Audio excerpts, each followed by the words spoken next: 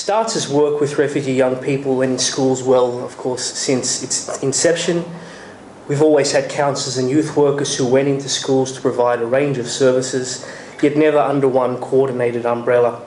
As a result of the special intake of Syrian and Iraqi refugees, however, we've been able to establish the School Liaison program with the aim to assist refugee students and schools alike in adopting the biopsychosocial systemic model for the recovery of trauma and, of course, the whole school approach, as Jane previously mentioned.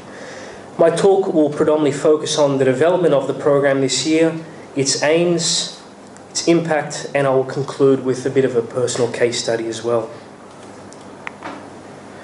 So, to contextualise the subject, I'm going to introduce you to this figure, and will later reintroduce this to explain how a particular group might fit within this model. This simply describes the experience of refugee families or individuals within the Australian context. It describes a complex interaction of stresses that many might experience. The normal life cycle stresses and experiences: birth, divorce, for young people perhaps puberty, and a sense of identity or independence from their parents. Couple this with the impact of traumatic experiences. For young people, it may be hypervigilance, intrusive thoughts, low affect, and the inability to self-regulate.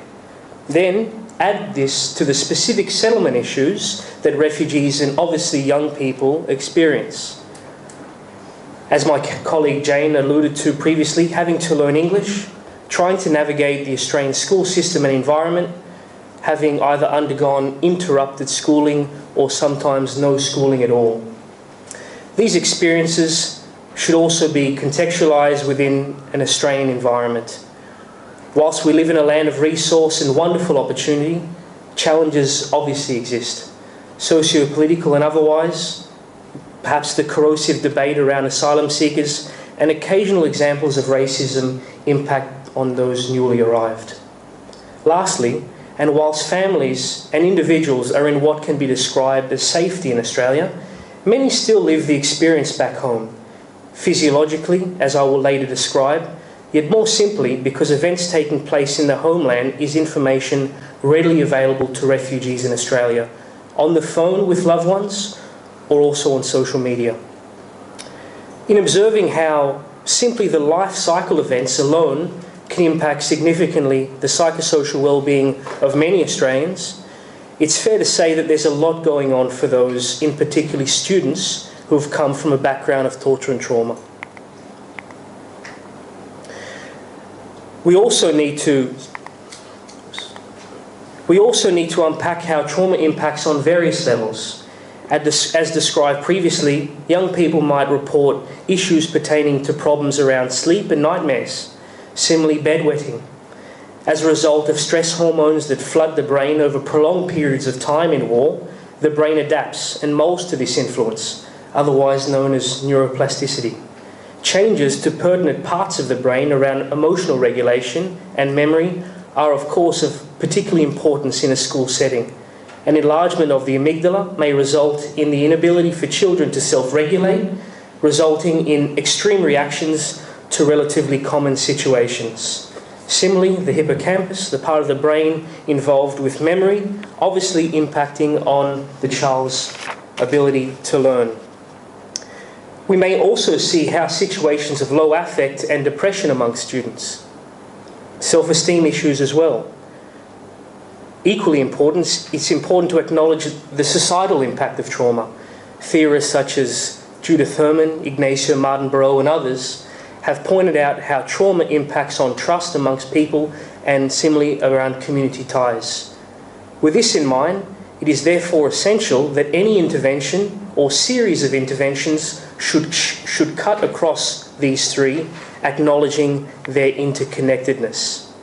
Hence, putting everything together, we acknowledge how trauma impacts across the biology, psychology, and social connections of the individual, whilst also putting into the context of how it similarly impacts upon not only the individual, but the family, connection to their community, and similarly to mainstream society. As such, any effective intervention or holistic pathway to recovery should involve that which can penetrate across all.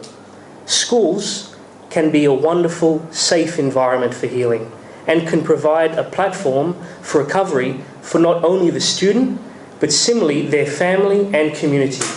This goal can be achieved in implementing a whole school approach. The whole school approach impacts across all aspects of school life. Refugee-friendly policies and procedures. Examples may include easy enrolment processes, as what Jane described previously, perhaps having translation for parents as an example, curriculum, teaching and learning that is receptive to the needs of newly arrived students, inclusive of those from refugee backgrounds, again within the domain of Jane's scope, as she alluded to as well in her talk. A school environment that is inclusive, aware of triggers that might impact on refugees, such as school bells. Also understanding of collectivist cultures vis-a-vis our own, and how that may play out in the playground with newly arrived children.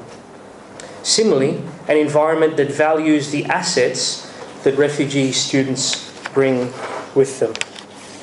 Partnerships with parents is also of importance, providing a friendly space for them to take active participation in their children's educations, while also acknowledging that the school can provide a safe environment for their own healing. Furthermore, school partnership with agencies like ourselves, and perhaps more importantly, the greater community, both ethno-specific and of course mainstream as well. So how does the School Liaison program work alongside schools to help achieve this goal? And before we go into talking about individual interventions we adopt, it's important to state the following, and I think Bruce Perry says it best through the following quotes. It's true that many of the things already implemented, intrinsic in many, if not most schools that I've worked in New South Wales, already being implemented. It's the quality relationships that teachers provide that brings the greatest healing. And isn't that something? Not every student will require counselling. In fact, it's a minority that will require psychotherapy. The unconditional positive regard that teachers bring will already help mitigate a need for further interventions and already set them towards a path of healing from the past.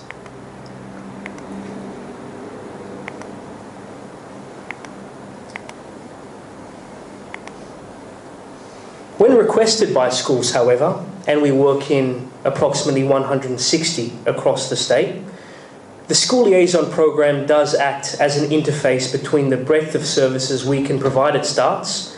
It serves as a resource for teachers, school counsellors and other support staff in understanding the refugee experience, ways of working with and containing trauma, understanding culture, and furthermore the impact of working with trauma survivors on the worker themselves, which is becoming of particular pertinence.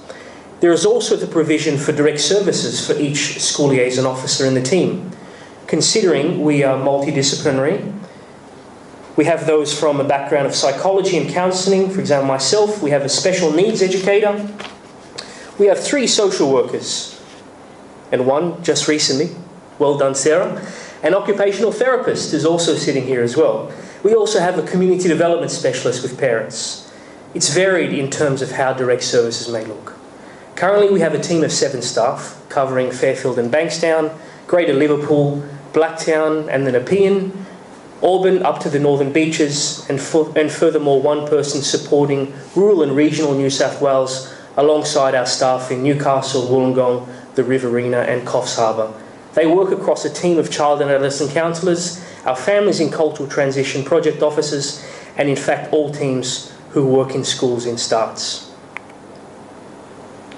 So via our SLOs, schools can request support in individual trauma-focused counselling for refugee students, a series of therapeutic and community development focused groups, youth camps, holiday activities, transitions to higher education and vocational training programs such as Headspace, settlement and psychoeducational programs targeting refugee families, including our Families in Culture Transition program, otherwise known as FICT, a plethora of community development initiatives, and similarly support for employment ventures through enterprise facilitation. Importantly, as I stated before, and of course as Jane said, we work in partnership with other agencies, including the Department of Education, Catholic schools, independent schools, in addition to NGOs such as SSI and of course other government departments such as New South Wales Refugee Health. So, in relation to individual interventions, of course, when requested, we're able to provide counselling support in schools, and of course there's a need for confidentiality, and it's important that there is a safe, consistent room space within the school to facilitate this referral. Counsellors use a variety of mediums to work with students either at the school and sometimes in the office as well.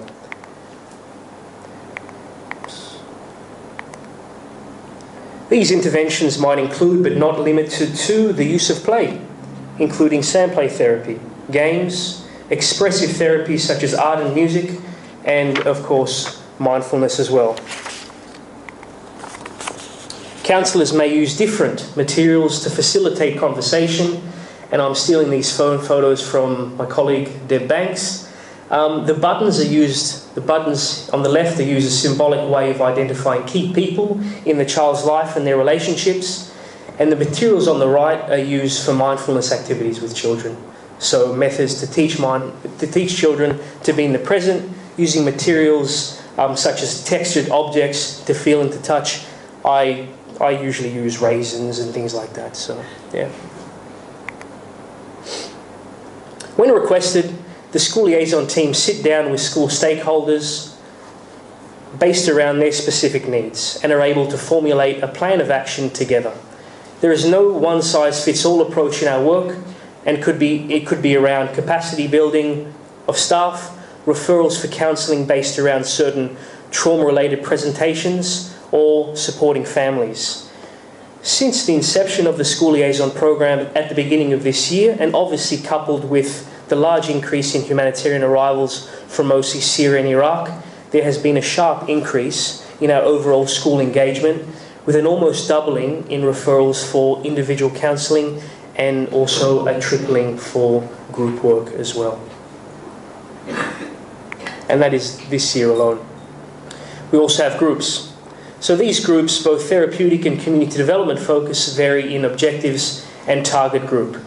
To avoid going through each of these, I've put a copy of all the groups that we run in schools on your chair for you to read, and you might like to, for example, if you work with a school, these are some of the groups that we're able to provide. I will, however, mention one innovative program, Capoeira. Capoeira Angola is an Afro-Brazilian art form that combines elements of martial arts, music, and dance. It is recognised as Cultural Heritage of Humanity by UNESCO in 2014 for promoting worldwide mutual respect and social cohesion. Furthermore, it has become increasingly recognised globally as a psychosocial intervention for refugee young people in situations of displacement, and has proven effective in promoting self-regulation and the building of social capital. Programs have been implemented in the Central African Republic, the DRC, Congo, in Jordan with the Syrian crisis, and of course as well in the Philippines. From a predominantly Sydney-based program at the beginning of this year, today we have expanded Capoeira Angola to now run programs not only in Sydney, but in Newcastle, in Wollongong, and in Coffs Harbour. One of our school liaison officers, Rafiq Tanis, co-facilitates some of these groups alongside our Capoeira master, and he does such in Coffs Harbour and in Wollongong. Some other photos for some of the other groups. So of course we have yoga programs, Sporting Links, which is using sport as an engagement tool, drumming, rock and water, and of course Capoeira in the middle, amongst many others that we run. Similarly, we use art therapy as an intervention as well. So this is an example of asking participants to draw how their body feels, or when they feel angry or upset, where in their body do they feel something, and to give that experience a pictorial representation. And of course, group programs that focus around the needs of parents and families. Increasingly using schools to promote parental ownership and to connect families in schools, the Families in Cultural Transition program can be running schools in as a 10-week psychoeducational program around settlement issues, done in a group setting trained by cultural facilitators. It assists newly arrived families in navigating new systems in Australia, stimulates information share pertaining to parenting, youth, gender issues, and where to seek support, whilst perhaps most importantly, reforging connections severed as a result of systemic state-sponsored terrorism or war. So working alongside the Department of Education, Catholic and independent schools, the School Liaison program is often invited to deliver workshops as well. More often than not in schools where either STARS, as Jane mentioned, isn't run. However, we're also able to tailor specific workshops based around school needs. So working in mostly Catholic schools in the southern region, so Liverpool, Fairfield and Bankstown, a 2 to 3 hour workshop has been established to give to teachers and support staff in covering the following. So to deliver an understanding of the impact of the refugee experience on children and families, to help identify school-based strategies for supporting children from refugee backgrounds, and also to increase awareness of the support offered by STARTS to refugee children and their families. The immediate impact of teacher knowledge and confidence is assessed using a teacher self-report questionnaire, and these were done pre and post. And I would also like to acknowledge the training team, so Kevin and Helen, for their support in drafting such. So, from the sample size, we had 265 school staff who did this. Most were female, so around 77%. The average age was 41 years. 3 public primary schools, 4 Catholic primary schools and 1 public high school. Most were classroom teachers. Most had less than 5 years' experience working with students from refugee backgrounds as well. So from our perspective, the key point was that self-reported knowledge increased significantly after the training, and the greatest improvement was of the services provided by STARTS, and dare I say, we've also seen large increases in referrals of our services from a lot of the schools represented in this sample as well. So similarly, there was self-reported confidence increase in working with refugee students. So that increased significantly after the training as well, which is obviously very positive. And similarly, it's good to see that the overall satisfaction with the content and trainer capacity was high, and that's always something positive. It should be said though, that whilst these were 2 to 3 hour sessions, and even though participants report improvement, it is the ongoing follow-up and support where needed that can attest to changes in refugee lives. As the SLO's role is to provide ongoing consultation and support to schools, meaning it's a long-term engagement and relationship, it is anticipated that this will be the case. So I'm going to end today with a case study, and I hope it provides a practical example of how the program may work. And dare I say, we have dozens of similar experiences, and my colleagues can attest to their consultations with schools, yet this is one example from a school in Belmore.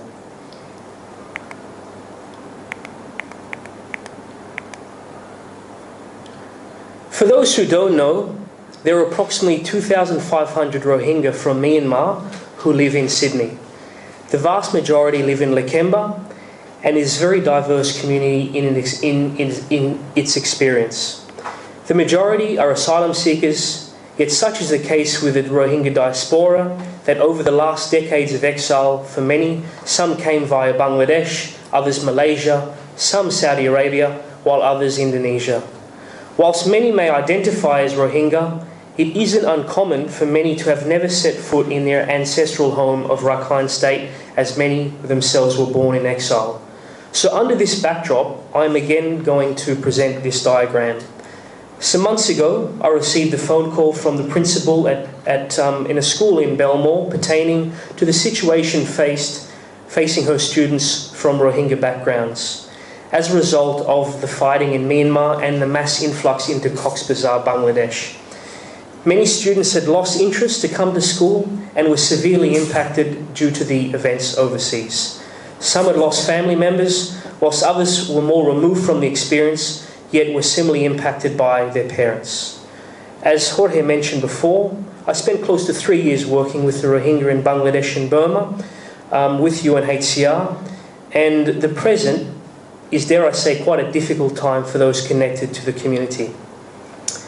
So from the consultation with the school, it was deemed that a course of action would be to first present a talk on the Rohingya, the roots of the crisis, and any common presentation one might find in working with them in a classroom setting or otherwise around some, with some strategy around that.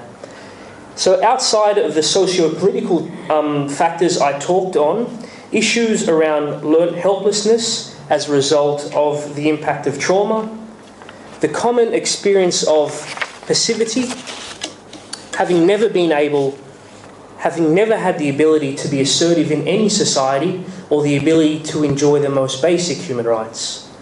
So while some of the boys in the school had been in Australia some time, having had this behaviour modelled by their parents and community was one which caused teachers to reflect on the fact that perhaps their students were not model compliant young people that they'd always appreciated, but perhaps, however, this was influenced by their own history of trauma and their ability to suffer in silence.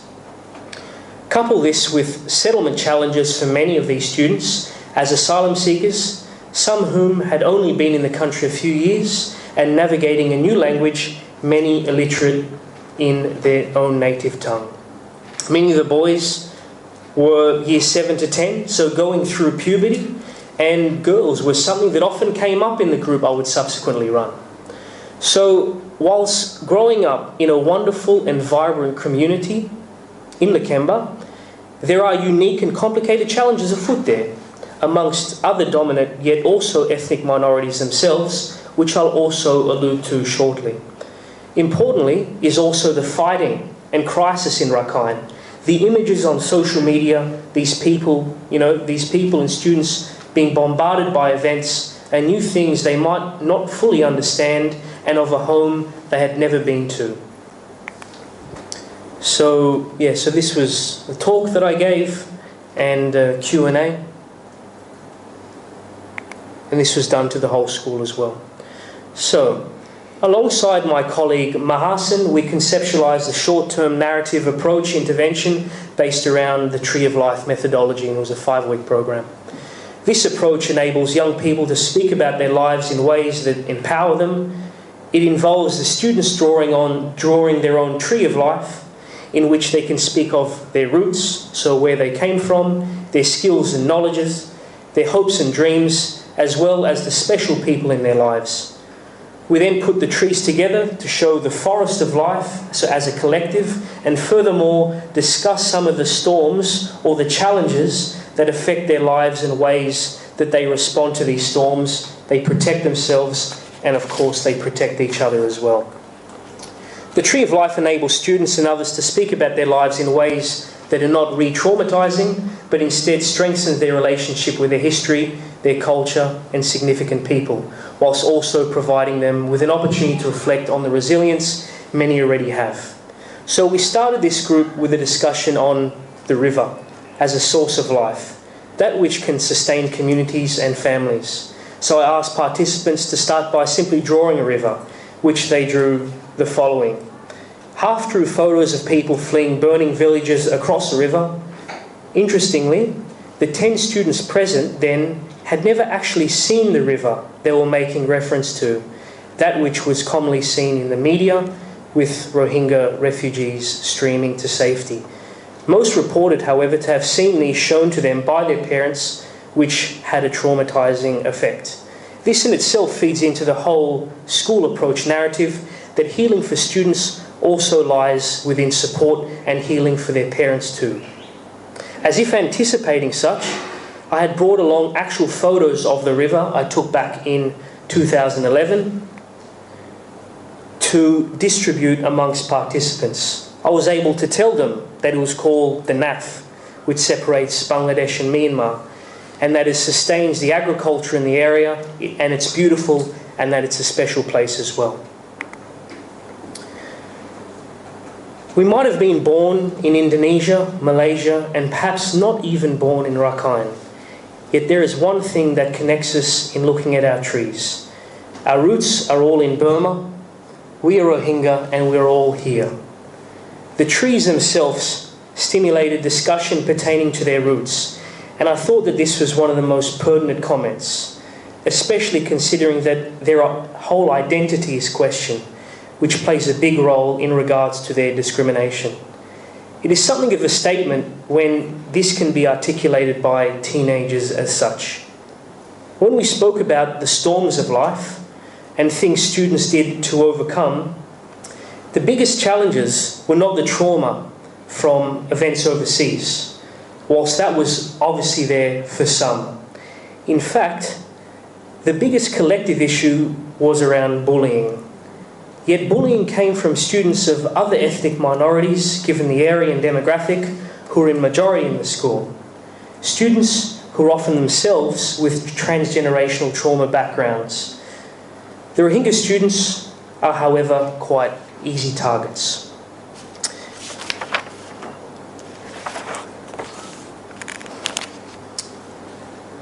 So, one participant said,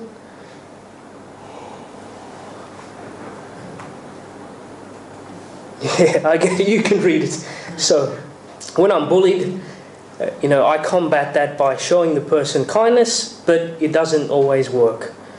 Kids are conscious of resilience-building methods outside of violence, and I find that inspiring. Based around these results, I've been able to open up a discussion with school stakeholders, and there's also a talk with anti-bullying workshops in the school.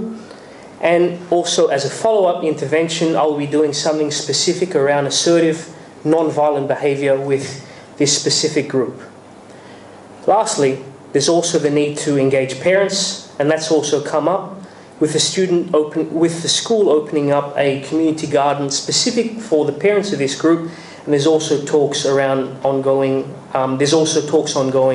around establishing a parents' cafe, which some of my colleagues are also involved in as well. In conclusion, the trees themselves are a place to see students for who they really are, for them to articulate their hopes and dreams, their skills and assets. I want to show my parents what I can do. I want to be closer to them. One day, I would like to be a police officer. I would like to bring peace. And there were many others too. Thank you.